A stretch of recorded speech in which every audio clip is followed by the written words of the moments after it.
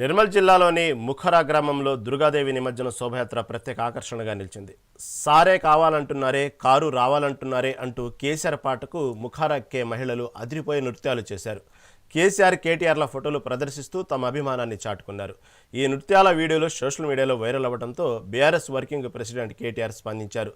This is super అంటూ మహిళలపై ప్రశంసల జల్లు కురిపించారు.